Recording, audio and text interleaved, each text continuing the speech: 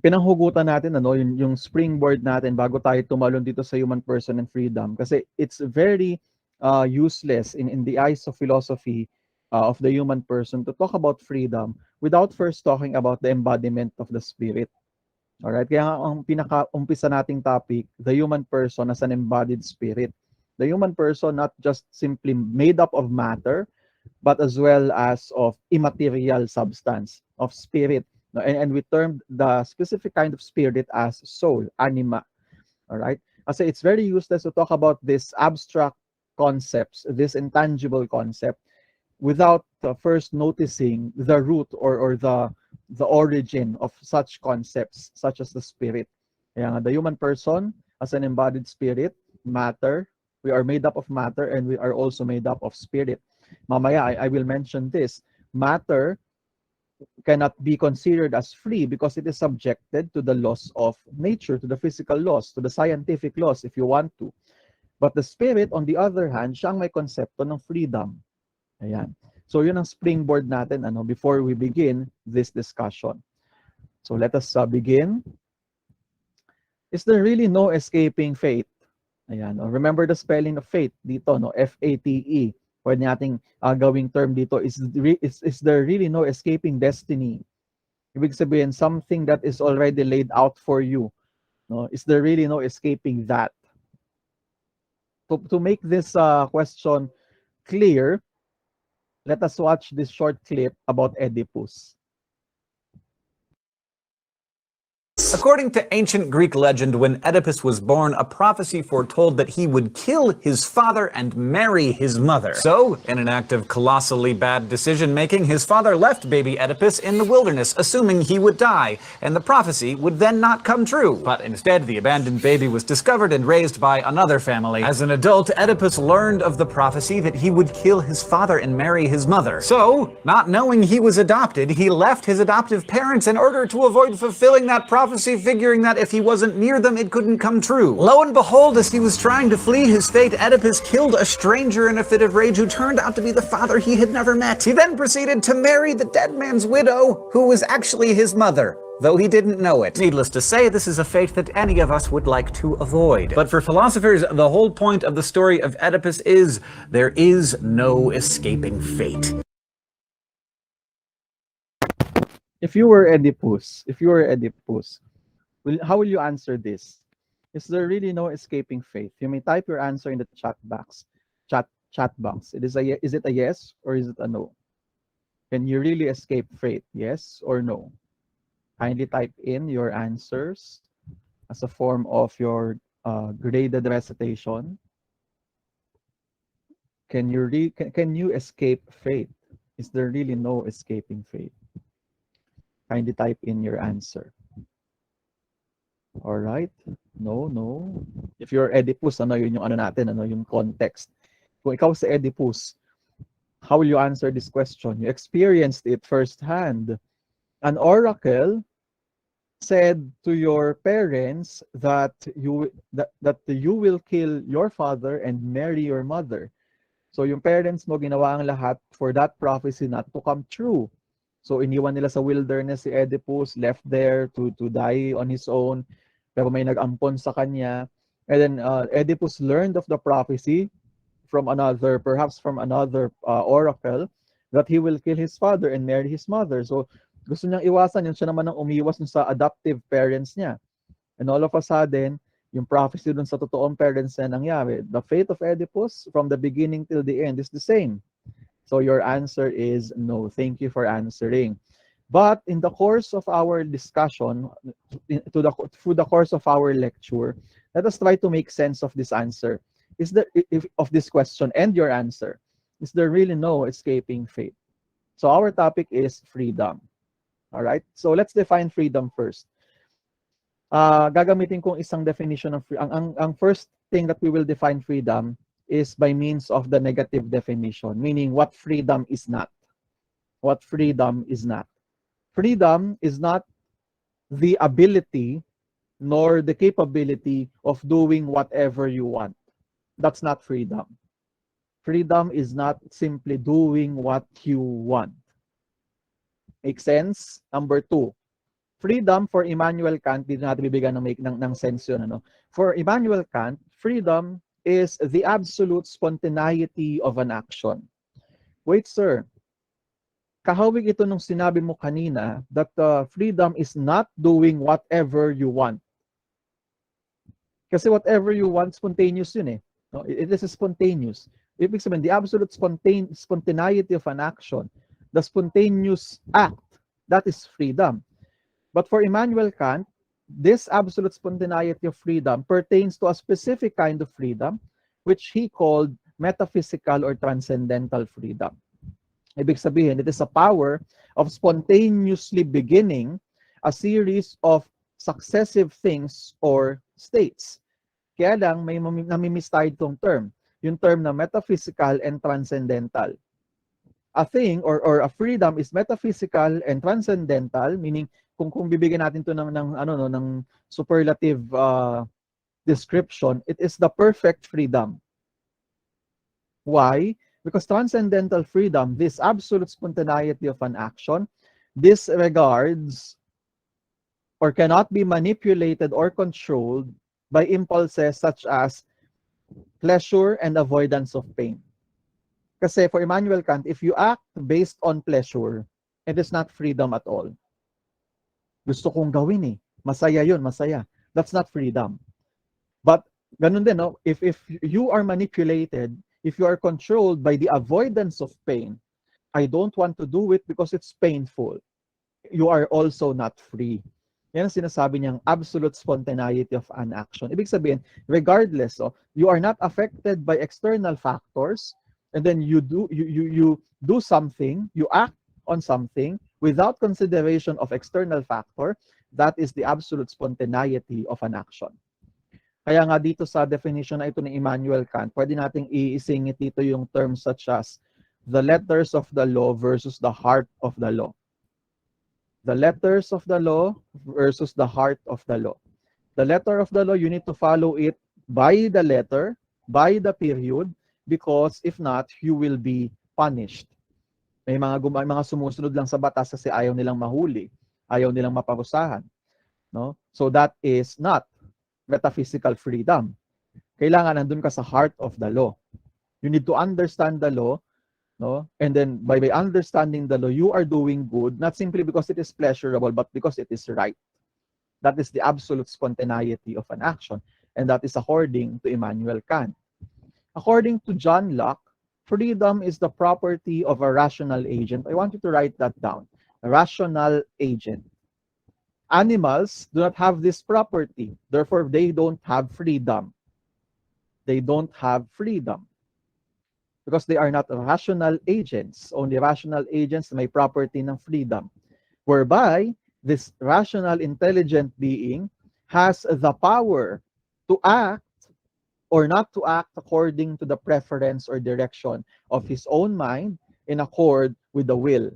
Kaya nga papasok din dito ang pinaka-gist ng ating discussion this morning, free will.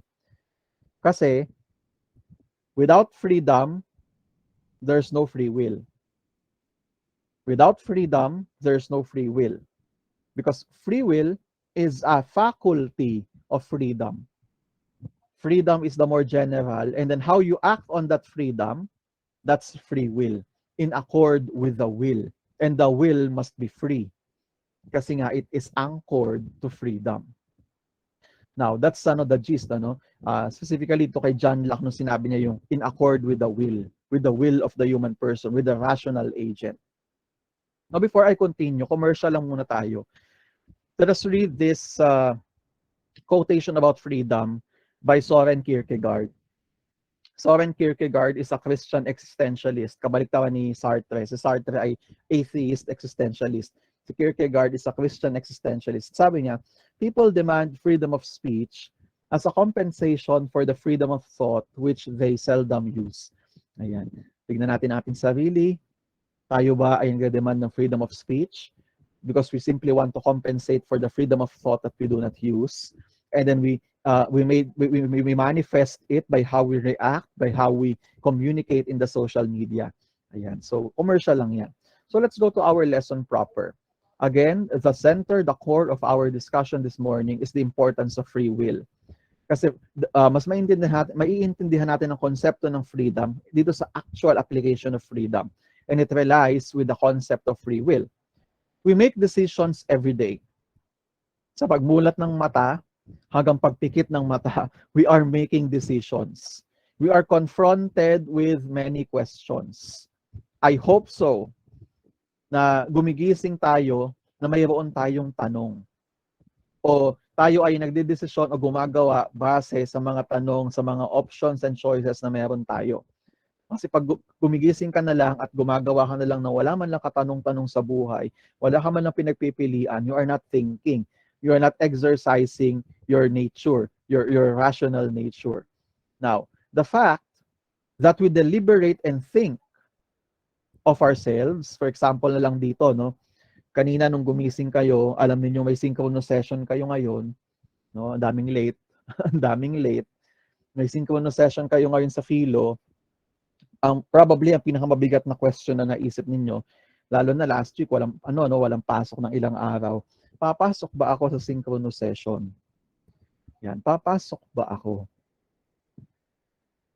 Bubuksan ko ba ang laptop ko o hindi? Bubuksan ko ang laptop ko, mag-games ba ako o magsasynchronous ako sa Philo?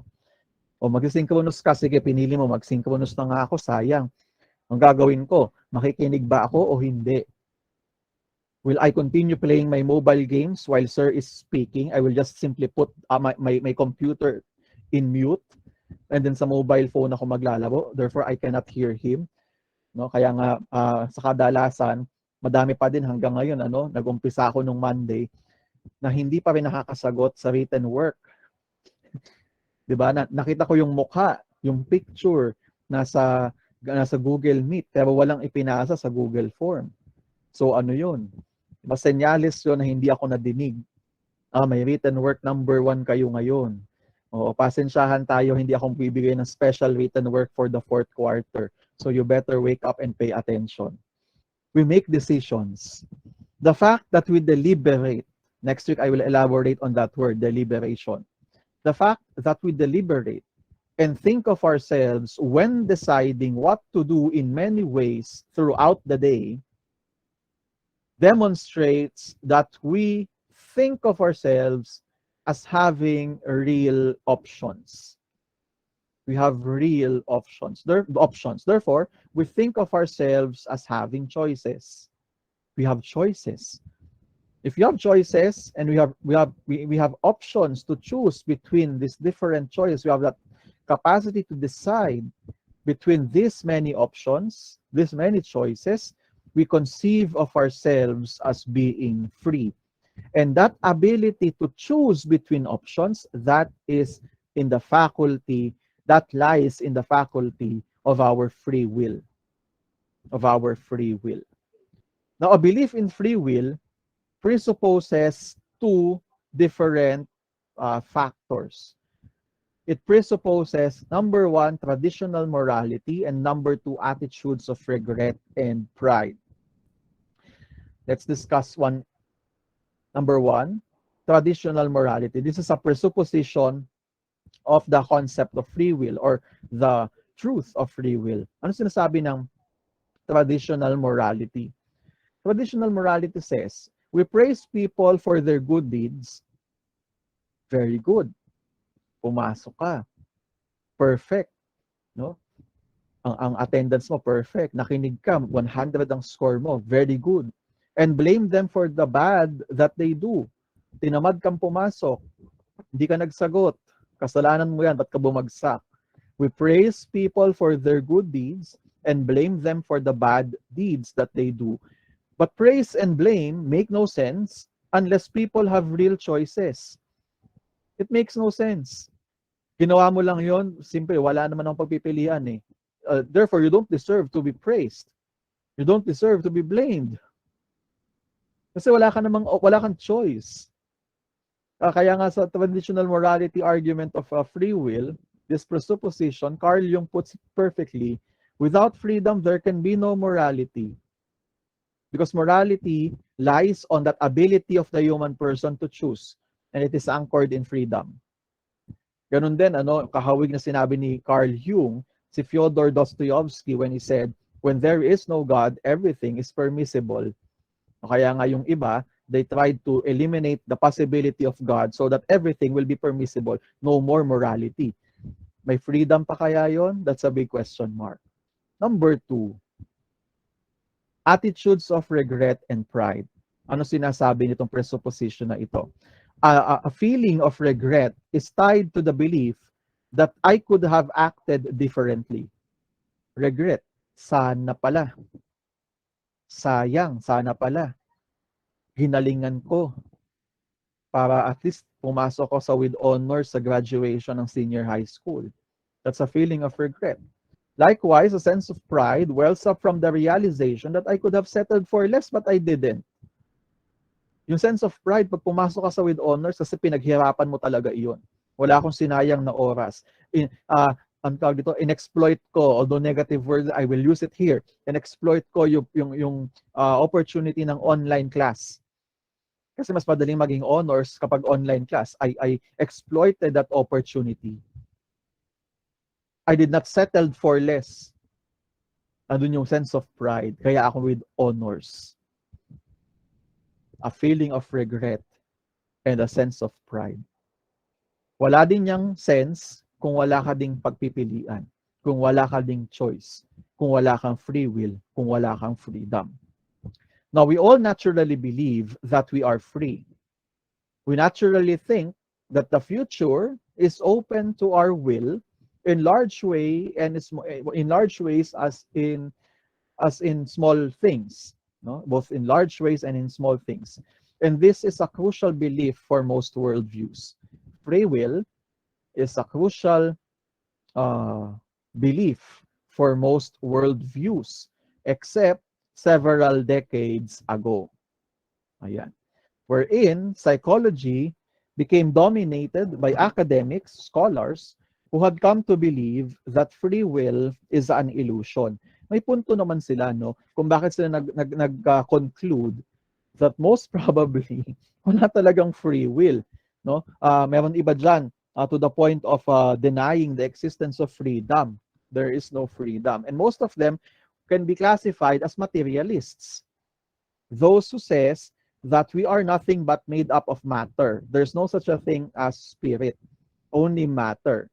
Kung tayo ay matter lang, we are thrown into this world, we are condemned to this world, but we are not free. Wala talaga tayong choice but to live in this world. Yun yung extreme concept or notion of some of these thinkers. Now, let's begin with Sigmund Freud. Ayan. Sabi ni Sigmund Freud, we are captives of early childhood experiences and unconscious drives. Sana naalala nyo pa yung UCSP, yung second quarter when we talk about the society, how it influenced the individuality. We are captives of early childhood experience. Isa sa mga 7 truths na sinabi natin sa UCSP last semester ay we are born in the context of a community. We are not born alone. Pagkapanganak sa atin, we are already in the context of a community. We are already in the context of a culture. We are captives of early childhood experiences. For example, ang diniscuss ko kasi noon sa UCSP si Erik Erikson.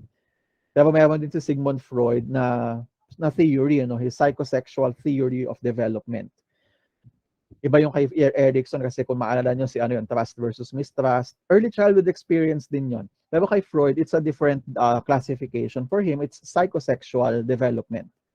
The first stage na pwede sabihin na makakapag-imprisoned sa atin in our childhood experience or early childhood experience is the dissatisfaction of the oral phase. For Sigmund Freud, ages 1 to 2, sometimes it varies, may mga books at 1 to 3 years old, but it is 1 to 2 years old, or 1 to 2, infancy to 1 to 2 years old, no? Ang tawag dyan ay oral phase. Ano sinasabi ng oral phase? Sabi ni Freud, the center of pleasure will be the mouth. Kaya oral phase. The center of pleasure is the mouth. It is also the center of communication of pain. Kapag umiyak yung baby, gutom, displeasure yon, mouth. The baby will cry. Pag nasaktan siya, cry. Pag may discomfort siya, cry. It is also the center of pleasure. Kaya kung papansin ninyo, pag gutom, lagyan mo ng gatas, subuan mo ng pacifier, tahimik. No? Or, kapag medyo lumaki-laki na siya, at napapractice na niya ang kanyang pincing and grasping reflex, no? Whatever the baby touches or grasps, the baby will put in the mouth. That's the oral stage. And Sigmund Freud said, para matagumpay yung oral phase, kailangan ma-fulfill sa age na yon yung oral pleasure. Okay, pag umiyak sa baby, bigyan mo agad ng gatas. Kapag kaya binibigyan mo siya ng laruan na healthy, na hinugasan, na pwede sa baby para isubo-subo niya to satisfy the oral phase. Eh hindi mo ginawa. Pinabayaan mo siyang gumawa ng 3 oras. Hindi mo siya tinitimplahan ng gatas agad. Lahat ng laruan inilayo mo sa kanya. Pinipigilan mo siyang isubo ang kanyang kamay. The baby will not satisfy the oral phase.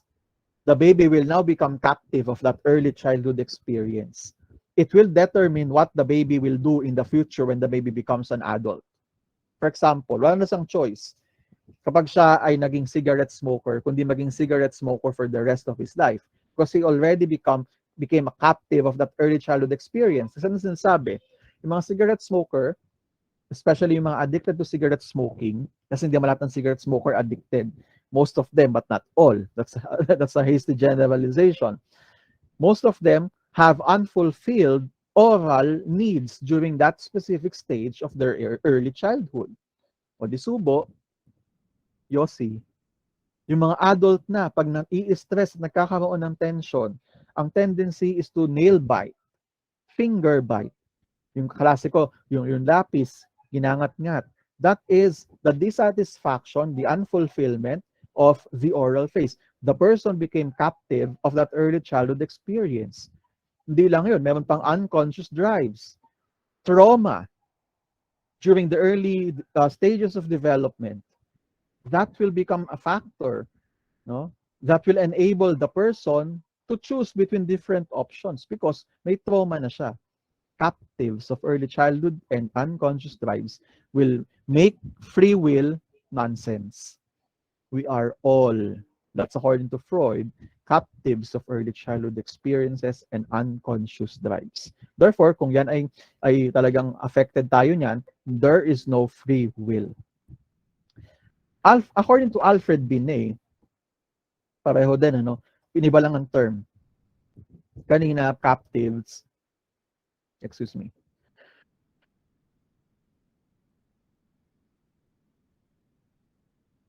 Kanina captives, ngayon ay prisoners.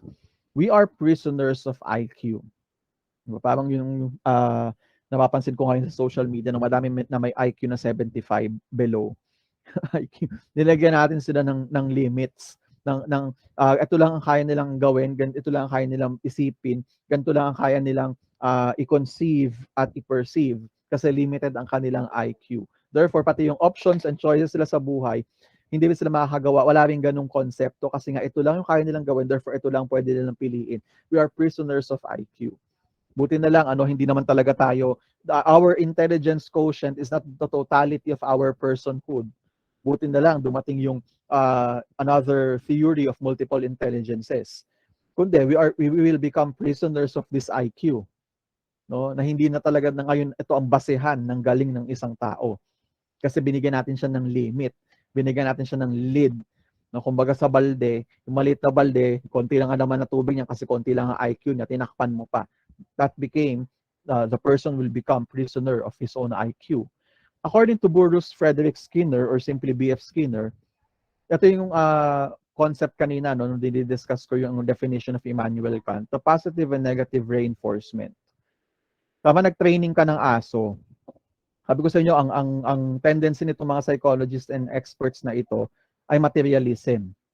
No? Para tayong mga animals lang din. We are not human person because they do not believe in spirited embodiment of the spirit. So ano sinasabi niya? Para nag-training ka ng aso o ng daga, na pwede mong i-condition yung behavior nila. You can manipulate the behavior through through these physical mechanisms. Wait lang.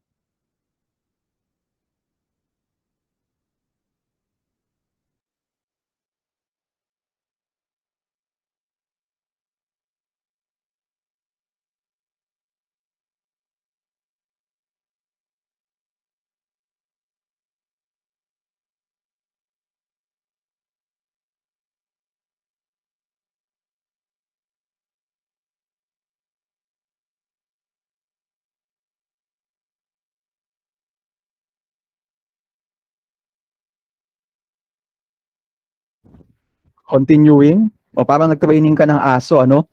Yung mga aso, kapag nagte-training ka, tinitrain mo sila sit, roll over. Pag nagawa nila yung trick, papakainin mo, that's reward. That's positive reinforcement. Kapag inihian ng kama mo, pagagalitan mo, that's negative reinforcement. Pwede mong i-avoid, pwede mong ilayo yung pagkain sa kanya para matuto talaga siya, no? Ginagawa natin sa mga bata, no? We train them through positive and negative reinforcement. And I bet, until ngayon na kayo ay lumaki na, you are operating in this mechanism of positive and negative reinforcement. Ibabagsak kita pag hindi ka nag-aaral. That's negative reinforcement. No? And then, sige, mag-aaral ka. Pag ikaw ay with highest honors, I will give you a new cell phone. That's a positive reinforcement. So para tayong lab rats and para tayong mga animals that are being trained to be good. No, kaya ang sabi ni B.F. Skinner, kung ganyan naman pala na we are manipulated by these physical mechanisms, therefore there is no sense of having options. Kasi we will always do something because we can benefit from it, or we will do something or avoid something because we will be punished, or we will have it will have consequences that will be detrimental or unfavorable to us. O kaya ang sabi ni di ba, ni Immanuel Kant kanina, kung ikaw ay operating in this physical mechanisms of positive and negative reinforcement, you are not free. So that's according to B.F. Skinner, positive and negative reinforcement. But William James, nauna sa kanila itong philosopher na ito, nauna sa kanila, believe in free will. William James was convinced that we can all change our lives by changing our thoughts.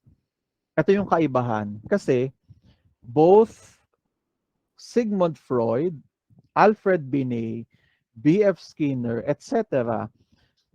believes that whatever happens in our past, we cannot overcome it.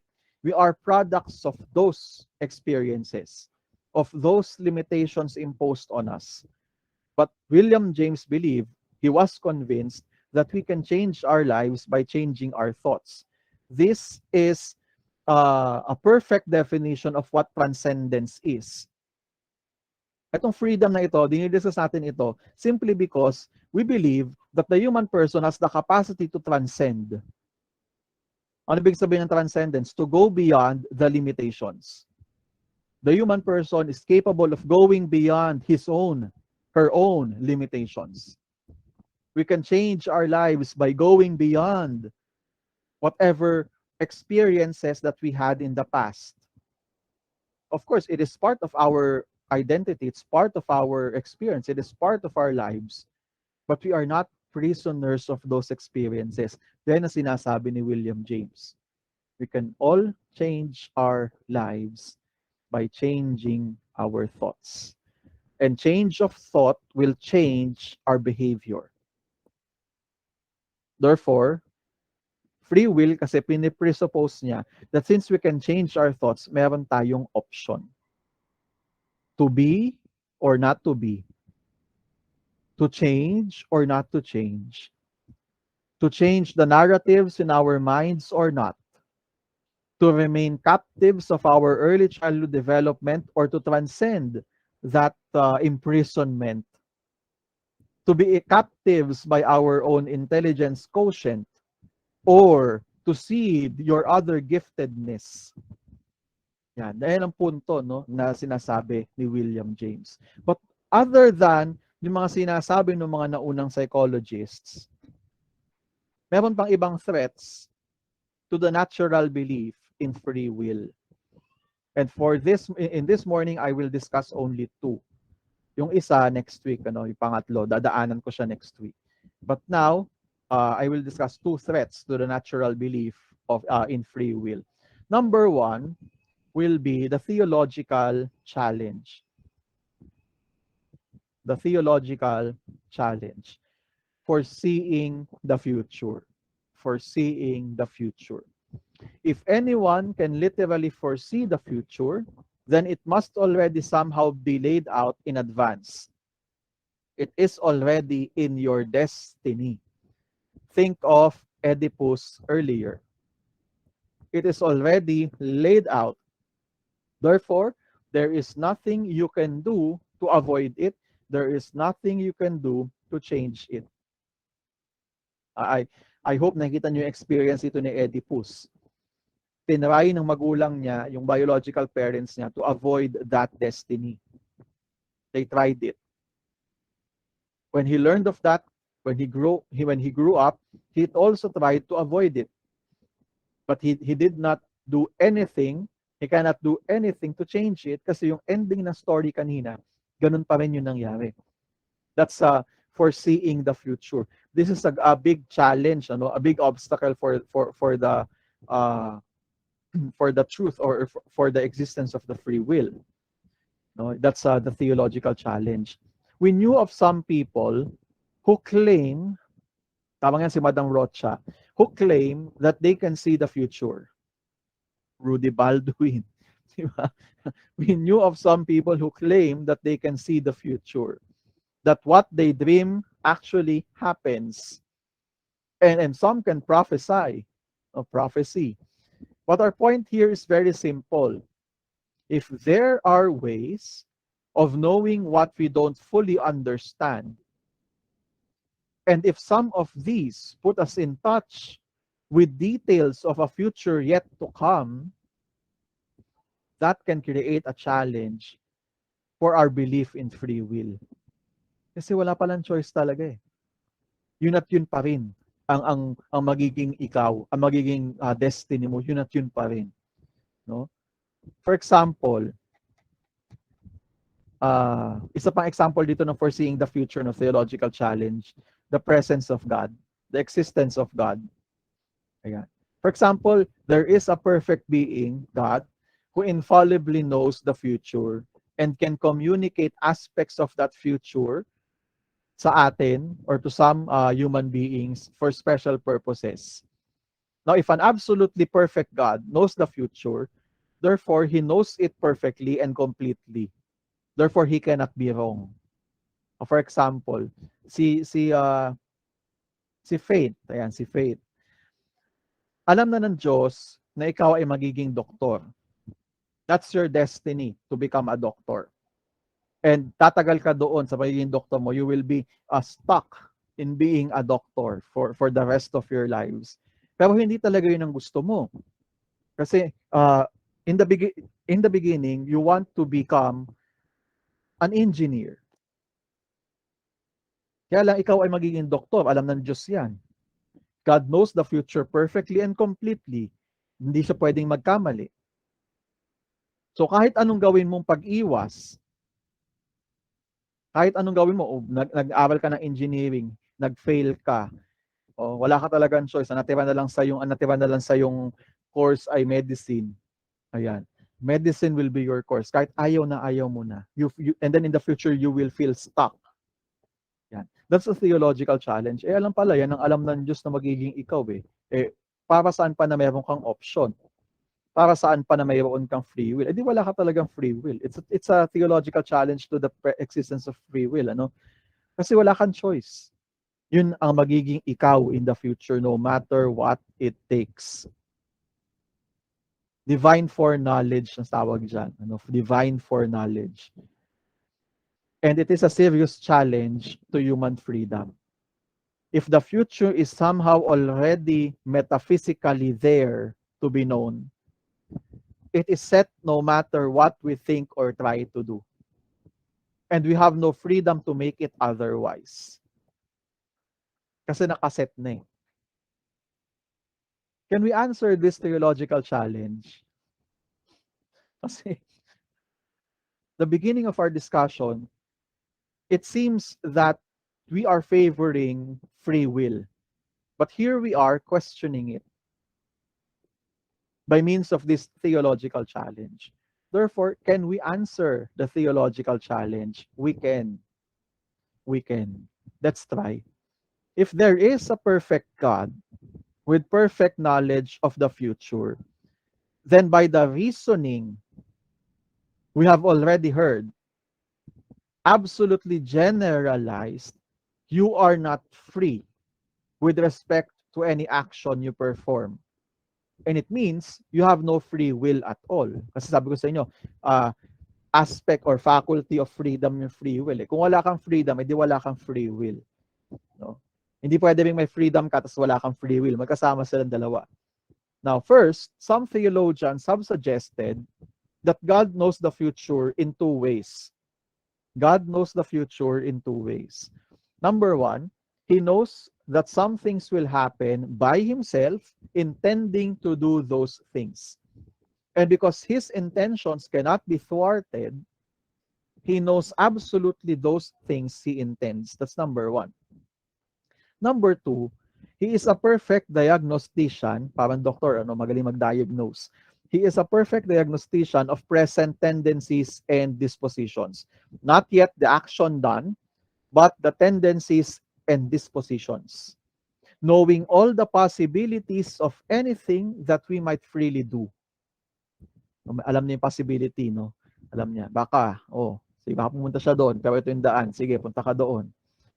Yun yung tendency and dispositions. Now, but because God created us with free will, He Himself has to wait, so to speak, just like we do, to see what actually will happen. Doon siya pumunta. Okay, sige. Nonetheless, He is prepared to deal with any eventuality, and like a grandmaster in chess, He can flex around our choices to bring the end game He desires. This is divine foreknowledge. Kaiba ito sa konsepto yung pangalawa na predestination. No, kasi ito yung pangalawang second type of answer, predestination. No, the foreknowledge is not the same thing as predestination. Sir, what is foreknowledge? Foreknowledge is the advanced knowledge. He knows it before we do. That's foreknowledge. But predestination is different. Although some Christian groups, some Christian traditions, particularly, di na ako bibigay ng pangalan, but merong distorted image and distorted concept of predestination. Some Christian traditions believe, and ang Islam hindi. Christian, iba ang Islamic definition of predestination is the same as the Catholic notion of predisposition, but some other Christians group have different view of predestination. Ang sinasabi ng iba sa predestination ay ito: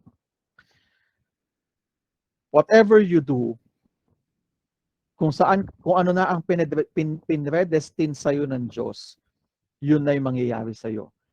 We will not talk about the specificality, like magiging nurse ka, no. But the end result or the end game of everything, heaven or hell. Kasi pinag-uusapan natin dito ay Christian dispositions. So sabi ng ibang Christian Christian groups or denomination, predestination is this: God made you already for heaven. Therefore, no matter what you do on earth, you are destined to be in heaven. Ulitin ko, ang kaibahan, no matter what you do on earth, you are destined to heaven because you are already predestined. The same thing, if you are predestined to go to hell, no matter how good you do on earth, you will go to hell. That's the distorted image or the distorted notion of predestination. The more correct view of predestination is this: God created you good. You are destined to heaven. But it depends on what you do on earth. Kasi it makes sense. Bakit? Kung si Adolf Hitler, predestined siya sa heaven, pumatay siya ng million na Jews, kahit ganun pala ang ginawa niya, nasa heaven pa rin siya kasi yun ang predestination. That's not the notion of predestination. That's a different thing. Foreknowledge, on the other hand, it is the knowledge before. Kaya lang may nalilimutan tayo. Sa divine foreknowledge, as in God's divine attributes, no, in philosophy and in theology, madaming divine attributes. One of these will be God's omniscience. Dito naka-anchor si foreknowledge the omniscience of God. Ano ibig sabihin ng omniscience? He knows everything. God knows everything. That's omniscience. Omniscience. Now, nalimutan natin, mayroong prerequisite. Mayroong presupposition ang omniscience ng divine being. Ano yun? A very important concept na namimiss ng ibang philosophers at ng ibang theologians. God cannot be inside space and time. The divine being should be outside space and time. The divine being must be outside space and time. If he created space and time, kasama yan sa after Big Bang, matter, energy, time, and space nagkaroon, kung mayroong creator, dapat nasa labas siya ng creation. God is outside, that divine being is outside space and time. And some theologians will make use of this reasoning to say or to define foreknowledge. Foreknowledge is not simply looking at the future before we can look at our future. Divine foreknowledge is different kasi may implication yung prerequisite na sinasabi ko that God is outside space and time. If God is outside space and time, God sees the past, the present, and the future all at the same time. Kasi outside space and time. Sa outside of space and time, walang concept of space and time. Therefore, He sees everything. That's omniscience. Now, if God will it, in the Old Testament tradition, even in Islamic tradition, may mga prophets, if God wills it to share what will happen, dahil sa time natin, what will happen, nakita niya na yon, what will happen, it will not defeat the purpose, it will not defeat the existence or the truth of freedom and free will. Kasi pag binalikan natin yung kanina, hindi ko pala yan nilagay dito. Pag binalikan natin yung kanina, na sinasabi ko, God is a perfect diagnostician. Okay, present mo sa kanila yung mangyayari. Anong gagawin nila pag pinresent mo yung nangyari? Nonetheless, He is prepared to deal with any eventuality. And like a grand master in chess, He can flex around our choices to bring them or to bring the end game He desires. That's one answer to the challenge, to the theological challenge of foreseeing the future. Rather than foreknowledge undermining our freedom, it may be precisely as a result of knowing how that freedom will operate. And then God could share with one of His creatures any bits and pieces of that foreknowledge without at all compromising the fact that what is known in advance nonetheless involves acts of free will. That's a challenge. Medyo hindi nyo agad makukuha yan. Panoorin nyo ulit itong video. Next will be the logical challenge. Kanina, theological challenge. The scientific or the deterministic challenge, next week yun. The logical challenge to freedom will be, parang ganyan, que sera sera. What will be, will be. One of the laws of logic, or in this logical challenge, we will talk about not just one, but two laws of logic. The law of excluded middle and the law of non-contradiction. The law of excluded middle and the law of non-contradiction. Unahin natin yung excluded middle. Ano yan? This law states that a thing either is or is not. Kaya nga kung makikita niyo yung picture na yan, alien or not alien. There's no such a thing as or. Napili kayo, true or false, may mga sagot dyan. Or, sabi, thing either is or not is. Everything must either be or not be. Either you exist or you do not exist. There is no middle ground or a third possibility. Between two, ito yung ano yan, pinaka-qualifier. There is no a middle ground or third possibility between two contradictories. Two contradictories. Hindi pwedeng, baka may third option pa. Between two contradictories, one is yes and one is no. One is yes and not is not yes. One is not yes. Ayan. So a thing, so parang ganun. So either there is God or there is no God. Either there is life after death or there is no life after death. Yun lang dalawang yun ang pagpipilian mo between two contradictories. Now, the other law of logic will be the law of non-conformity. The law of non-contradiction. The law of non-contradiction. Ano sinasabi nito? A thing cannot be and not be under the same respects and circumstances at the same time. I cannot be here in Bacoor, Cavite, in my room, and in EAC Dasma at the same time. I cannot be older than my father. That is part of the law of non-contradiction. It is impossible for one thing and the same thing to exist and not to exist at the same time. Now, it is fascinating and a little troubling to see what happens when we apply these two laws of logic, the law of excluded middle and then the law of non-contradiction, to a future tense proposition. Fascinating, yes, but a little bit troubling. Example, ayan, teka lang. You will eat a banana tomorrow. This is the logical challenge. You will eat a banana tomorrow at lunch tomorrow. Ayan. Ano problema dyan? Future tense proposition, and then in-applyan natin ng dalawang laws of logic. Now, according to the law of excluded middle, either it is true that you will eat a banana at lunch tomorrow, or it is true that you will not eat a banana at lunch tomorrow. But then, we can launch the following arguments. Listen. Letter A, either you will eat a banana at lunch tomorrow or you will not. That's excluded middle, yung sinabi ko lang kanina.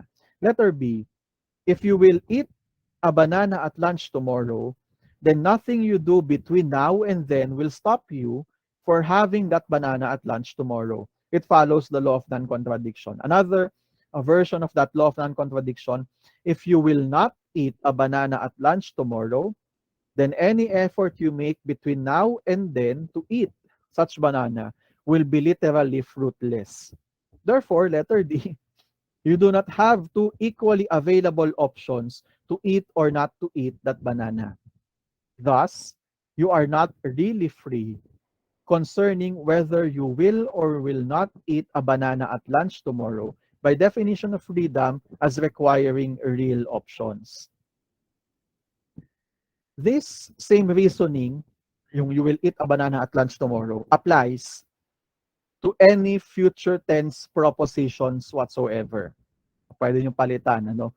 Thus, it seems to follow that we are not free with respect to anything in the future at all.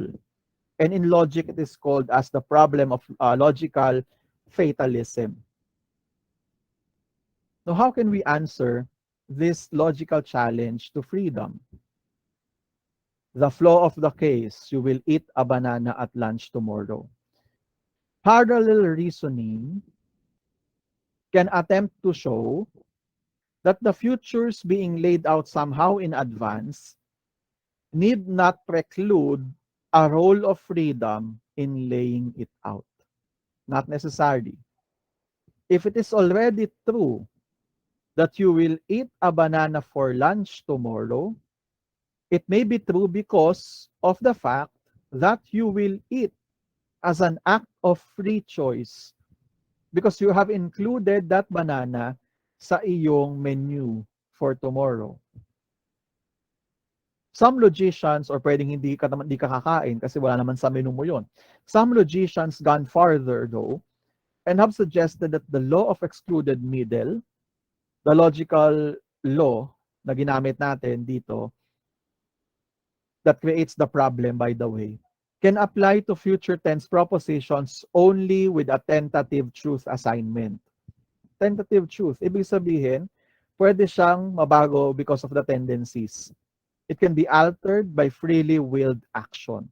Kagaya ng sinabi natin kanina. If it is already true that you will eat a banana for lunch tomorrow, it may be true because of the fact that you will, as an act of free choice, included banana in your menu, in your meal, tomorrow lunch. So that's the answer to the logical challenge. Now, in conclusion, naubos ng oras. In conclusion, most of us feel that we have options for our action throughout the day in big and in small ways. We even have alternative courses of activity available to us. And it is ultimately up to us which one we take. Kasi parang hindi tayo parang LRT, ano, na isa lang ang dinadaanan, or MRT. Yun lang ang dinadaanan niya. We are not monorail trains running along a single track, no? A fixed destiny. We are more like off-road vehicles, capable of making our own paths through life, making our own turns. Even a prisoner, by the way, even a prisoner in jail has this metaphysical form of freedom. Meron silang metaphysical form of freedom. They are capable of making decisions, or they are capable of making decisions as to what to think and how to feel. He can move his body, the prisoner can move his body as he wants within the confines of the prison. Even those of us who never have imprisoned, sana, live within the limits of some sort. But we typically assume that our freedom within those limits is incredibly vast. People can pressure us to conform. Circumstances can make some options more difficult than others. But it is truly our responsibility. I will elaborate on this next week, the role of responsibility. But it is truly our responsibility how we will live and what we will do with our lives. Our freedom is that vast that it is also important. How we use our freedom determines what sort of life we live. That is the maxim of the universe, and it governs all our life. So that is the quick overview of what freedom and what free will is all about.